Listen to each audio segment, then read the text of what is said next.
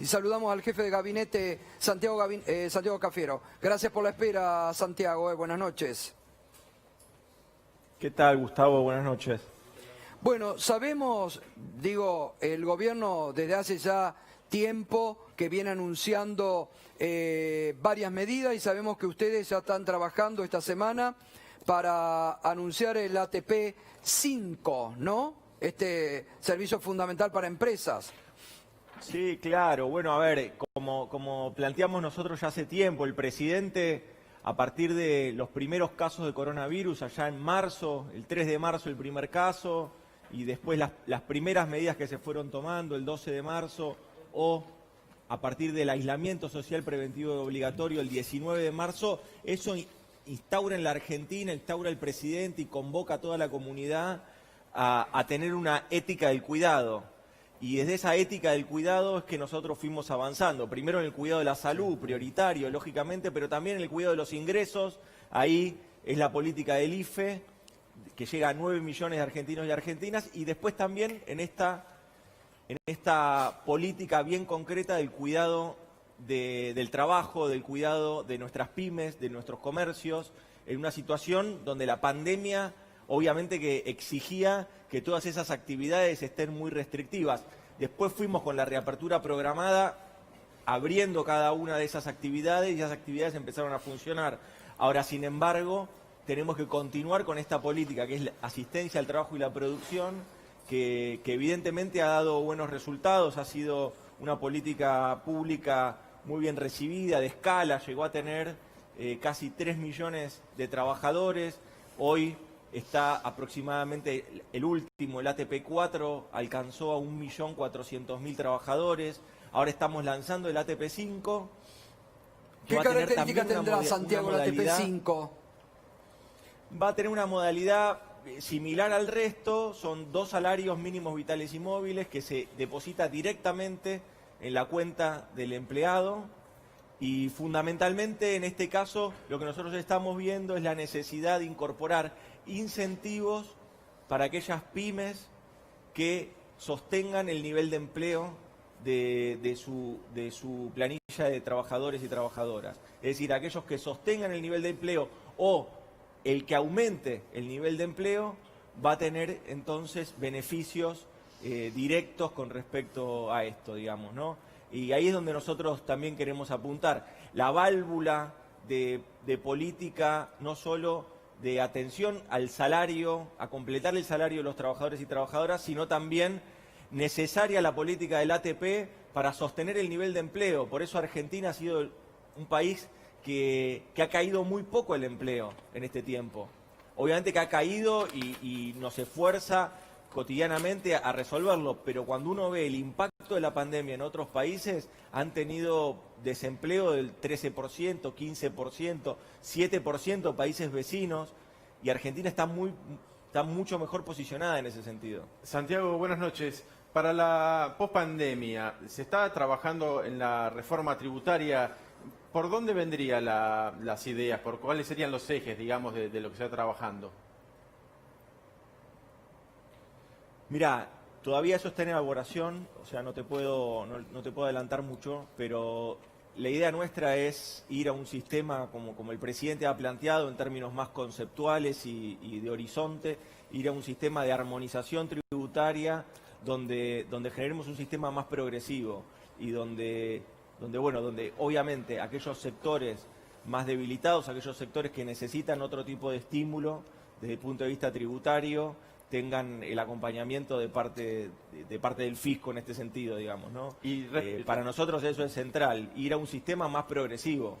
Y respecto de los bolsones de evasión, porque hay en el comercio exterior, en precios de transferencia, hay mucho, digamos, para recolectar, o incluso aquellos que tienen bienes en el exterior, ¿se está pensando hacer algo por ahí? Ya, nosotros en ese sentido de la evasión somos implacables, estamos desarrollando junto a la AFIP toda una tarea muy específica y muy dura que obviamente no damos publicidad porque eso es algo que no hay que publicitarlo, sino que hay que hacerlo, esos son hechos bien concretos. Ahí la AFIP está desarrollando una tarea muy importante tanto en la aduana como en la DGI se viene trabajando realmente en ese sentido con una profesionalidad muy importante de parte, sobre todo, bueno, de quien dirige el área, que es Mercedes Margol Pont, y nosotros con eso venimos trabajando fuertemente. Ahora, en ese sentido nosotros vamos a ser implacables, vamos a perseguir y permanentemente a aquellos evasores que evidentemente están incumpliendo las normas nacionales, y para nosotros es central, que nosotros necesitamos, desde el punto de vista fiscal, pero también necesitamos desde el punto de vista de la comunidad, de lo que queremos generar como comunidad. Nosotros queremos generar una comunidad armónica, bueno, donde los que tienen y pueden hacer un aporte lo hagan, los que necesitan de que el Estado tenga políticas públicas, las tenga, los bienes y servicios que da la política pública nacional llegue a todos los sectores que necesita llegar. Estamos viendo en esto, bueno, estas necesidades, la ATP, que son medidas concretas del gobierno, esto que recién hablábamos con Gustavo López, muy importante para el común de la gente, esta que va a ser una novedad, la tarifa social que van a tener que tener como obligación las empresas ahora declaradas de servicio público. Hoy se anunció que Telecom, que había anunciado la semana pasada, el miércoles, una inversión, dijo que por este decreto suspenden la inversión. ¿Lo toman como una extorsión, como una amenaza de los grupos dominantes que están molestos por esta acción del gobierno? Esto es a favor de los usuarios y consumidores, así siempre lo planteamos nosotros. Que el Estado empiece a intervenir, empiece a generar, a partir de su regulación, tiene la posibilidad entonces de exigir políticas relacionadas a los sectores que menos tienen. Por eso que el Estado tome regulación, entonces puede desarrollar una tarifa social. Ese es el objetivo. El objetivo no es en contra de nadie, nosotros no atacamos a ninguna empresa, ni mucho menos. Queremos que las empresas se desarrollen en nuestro país, avancen, prosperen, ganen plata incluso, no tenemos problema con eso. Ahora, lo que no queremos es que sea a costa del bolsillo de los trabajadores y de las trabajadoras, de los argentinos y argentinas, con a veces servicios que no se entienden, servicios deficientes. Entonces necesitamos que el Estado tome intervención, tome cartas en el asunto, de eso se trata. Para nosotros es importante rescatar esto. Esto no es en contra de nadie. Nosotros lo que queremos es que haya servicios de calidad y accesibles. Está clarísimo. Esto es lo que la gente y la sociedad está reclamando y esperaba de este gobierno. Pero ustedes tienen en claro que si les venían haciendo un periodismo de guerra, con esto se va ese periodismo de guerra a incrementar. Digo, está muy bien igual la actitud del gobierno, ¿eh? La saludo y me parece que es un aliciente para seguir adelante, porque son medidas que cuentan con el aval de la sociedad. El 27 de octubre los argentinos y argentinas votaron un cambio de prioridades. La votaron a Alberto y la votaron a Cristina. Nos votaron a nosotros, votaron al Frente de Todos. Ese Frente de Todos que era un frente electoral donde naturalmente que convergen miradas distintas, pero sobre todas las cosas hay una unidad de concepción y hay una unidad del sentido de la política pública, del sentido del país, del proyecto de país. Ese frente se fue ampliando y se amplió más. Incorporamos ideas y propuestas y entonces ese frente electoral se transformó en un frente aún más amplio, incorporando otras miradas al gobierno. Y eso es importante destacar.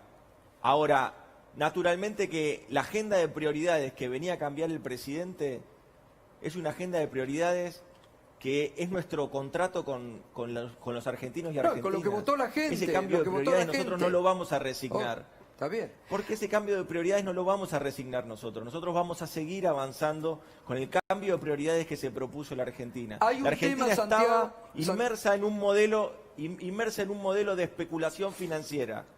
Y lo que nosotros nos propusimos es ir a un modelo de producción y de empleo. Bueno, ese cambio de prioridades es lo que empezamos a hacer el 10 de diciembre, con políticas distributivas, con políticas relacionadas a atacar, por ejemplo, la política de Argentina contra el hambre, avanzar en políticas públicas. 1,5 millones de familias hoy cobran la asistencia del Estado que antes no existía. No, está claro, está clarísimo. Hay un tema que aquí ya Irina y Juan también le quieren preguntar, pero hay un tema que sé que el presidente va a anunciar esta semana con el gobernador Kicillof, que mucha gente está esperando, porque es uno de los temas que está al tope del reclamo ciudadano, que es el tema seguridad. Sabemos que están trabajando con el gobernador y que van a anunciar esta semana un plan. ¿Puede adelantar algo? Sí, es un trabajo coordinado que estamos haciendo con la provincia de Buenos Aires y con los intendentes.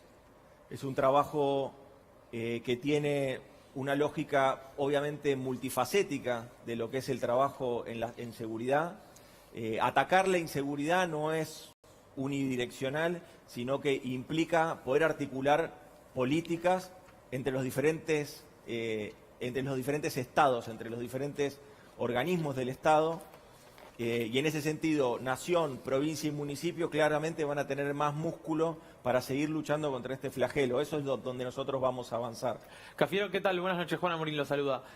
Quería consultarle por la reciente aparición del expresidente de Mauricio Macri, que hoy publicó una extensa carta donde habla de, bueno, de la palabra devaluada de la actual gestión y demás. ¿Qué opinión tiene respecto a esto y al rol que viene ocupando la oposición? En un par de días nada más ya avisaron que si se trata la reforma judicial en el Senado, ellos van a organizar otra manifestación y es una suerte de tira y afloje constante. ¿Cómo viene viendo en el desarrollo de esta gestión el rol que viene ocupando la oposición y puntualmente respecto del rol del expresidente? Mirá, mientras el presidente lucha contra la pandemia, fabrica la vacuna para Argentina y para Latinoamérica y reestructura la deuda, Macri viaja por el mundo. Esa es la diferencia. Mientras nosotros estamos ocupados y preocupados por las guardias, por la cantidad de insumos médicos que se van necesitando y requiriendo, y veamos viendo cómo de la mejor forma van llegando esos insumos médicos para que los héroes de esta época, que son los enfermeros, las enfermeras, los médicos, las médicas, tengan todo lo necesario para trabajar y para que los argentinos y argentinas no nos quedemos sin camas. Tengamos siempre en cuenta que hubo otros países donde no había posibilidad de atender a sus habitantes. Nosotros estamos trabajando en eso, por eso hicimos 12 hospitales modulares, por eso trabajamos permanentemente en la infraestructura hospitalaria, en ampliar la infraestructura hospitalaria, trabajamos permanentemente en que lleguen los respiradores. El Estado se hizo cargo de comprar todos los respiradores que se distribuyeron en la Argentina. Es decir, mientras nosotros trabajamos sobre eso, lo que queremos es que la oposición acompañe y si tiene críticas, haga críticas constructivas, pero que no piense electoralmente, que no sea mezquina, que no piense electoralmente, que no piense todo en código electoral. Falta mucho para las elecciones, todavía estamos luchando contra una pandemia. No podemos ser irresponsables. No hay margen para eso. Los argentinos y argentinas estamos haciendo un esfuerzo tremendo para salir adelante. El mundo lo está haciendo. Cafiero, buenas noches. En torno al tema de la reforma judicial y el revuelo que se armó en los últimos días sobre esto que podríamos llamar el inciso Parrilli, ¿no? Sobre la posibilidad de los jueces de denunciar presiones. ¿Cómo evalúa la reacción mediática que hubo y si realmente ve un cercenamiento a la libertad de expresión? No, claramente no hay ningún cercenamiento porque no hay ninguna sanción.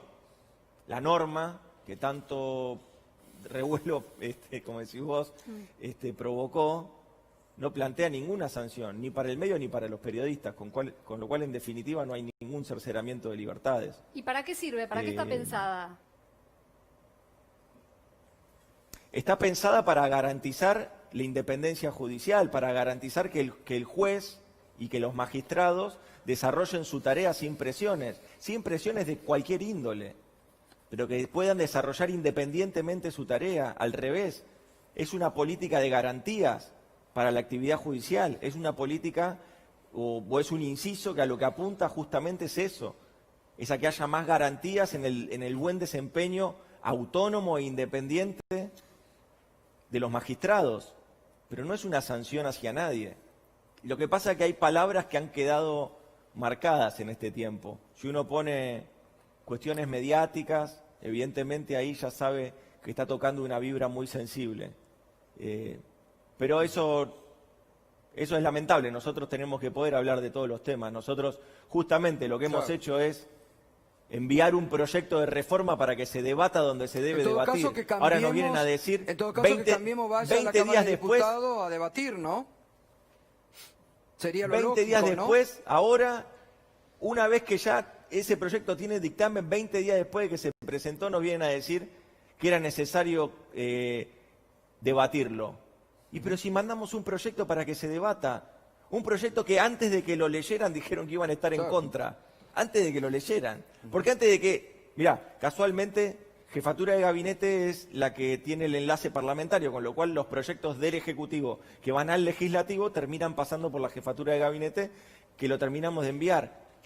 Nosotros acá, con nuestro equipo de trabajo, no lo podíamos creer. Antes de haber enviado, de tocar Enter para enviar el proyecto al debate, ya veíamos en los portales cómo la oposición hacía fila para levantar la mano y decir que iba a votar en contra, o que no lo iba a tratar. Ahora, usted no Eso ve, no es diálogo democrático, Santiago, Eso no es diálogo republicano ni institucional. No, obvio, está clarísimo. Que vayan y debatan, para eso le paga la gente y están cobrando, que yo sepa, están cobrando en términos las dietas para que vayan a laburar, no para que agarren la cacerola o convoquen a marcha que después traen las consecuencias de datos como hoy, que se ha incrementado el número de contagios una semana después de la marcha que han convocado irresponsablemente. Ahora, usted ha estado enumerando en estos casi 20 minutos de nota todas las realizaciones que el gobierno está haciendo, incluso hasta aquellos que hoy se oponen tenazmente al gobierno, ustedes le pagan los sueldos y le sostienen muchas empresas.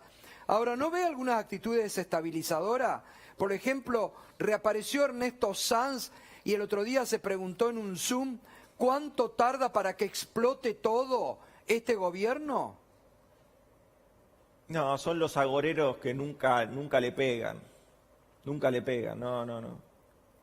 Es un marginal de la política, ¿sabes?